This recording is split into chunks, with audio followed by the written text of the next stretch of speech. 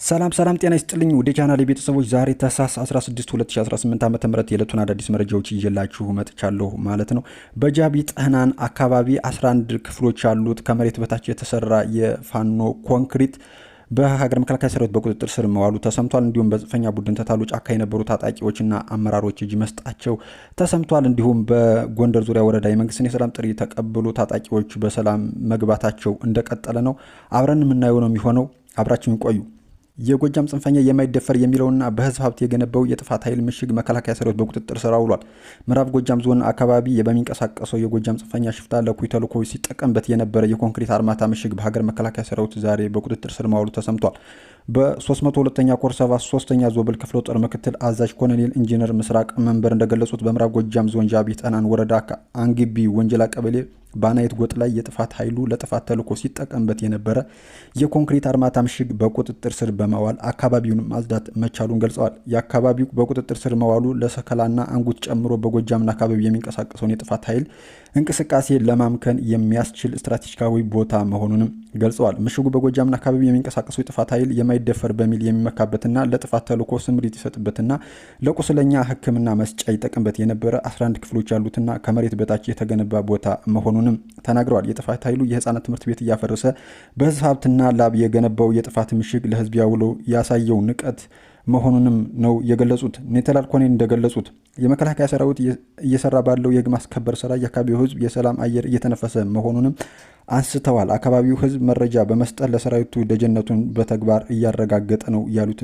ሌተናል ኮሎኔል ምስራቅ ህዝቡ የወጡ ኃይሎችን መክሮ በመመለስና መረጃ በመስጠት ለሰራዊቱ እያሳየ ያለው ደጀንነት አጠናክሮ እንዲቀጥልም ጥሪያቸውን አስተላልፈዋል።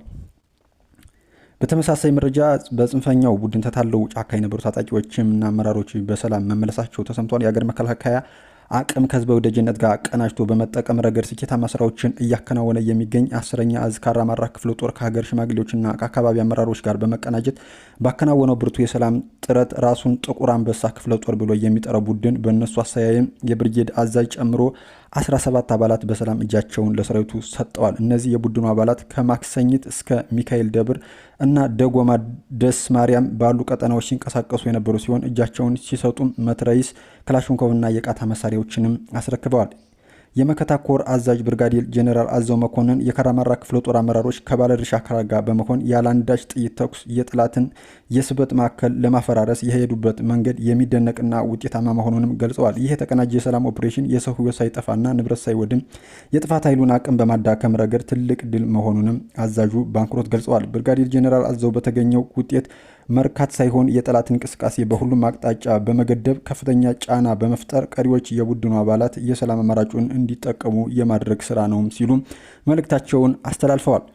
በተመሳሳይ በደቡብ ጎንደር ዙሪያ ወረዳ የመንግስትን የሰላም ጥሪ የተቀበሉ ታጣቂ ኃይሎች በሰላም መግባታቸው እንደቀጠለ ነው። በማዕከላዊ ጎንደር ዞን በጎንደር ዙሪያ ወረዳ በተለያዩ ቀበሌዎች ሲንቀሳቀሱ የነበሩ ሁለቱ የቡድን መሪዎች ፈለቀ የሻምበልና ጎንብል ሳህሌን ጨምሮ 22 ታጣቂዎችን የቡድንና የነፍስ ወከፍ መሳሪያዎችን በመያዝ የመንግስት ያቀረበውን የሰላም ጥሪ በመቀበል ወደ ሰላም ተመልሰዋል። ታጣቂዎችን የማዕከላዊ ጎንደር ብልጽግና ፓርቲ ቅርንጫፍ ጽሕፈት ቤት ኃላፊ አቶ ፋሲል ሰንደቁን ጨምሮ ሌሎች ከፍተኛና የመከላከያ ሰራዊት አመራሮችን የወረዳው አመራሮች አቀባበል አድርገውላቸዋል። በሰላም የገቡ ታጣቂዎች የወረዳውን ዘላቂ ሰላምና ልማት ለማረጋገጥ የድርሻቸውን እንደሚወጡ በመግለጽ ከዚህ በፊት በማወቅም ይሁን ባለማወቅ የበደሉትን ህዝብ ለመካስ መዘጋጀታቸውን ጨምሮ ተናግረዋል። ውድ የቻናሌ ቤተሰቦች ለሰዓቱ የነበረ መረጃ ይህን ይመስላል። በሌሎች አዳዲስ መረጃዎች መመለስ ነው የሚሆነው። እስከዛ ግን ላይክ፣ ሸር እያደረጋችሁ እንዲሁም አዳዲስ የሆናችሁ ሰብስክራይብ እያደረጋችሁ ቤተሰብ እንድትሆኑ ስል በአክብሮት ጠይቃለሁ። መልካም ጊዜ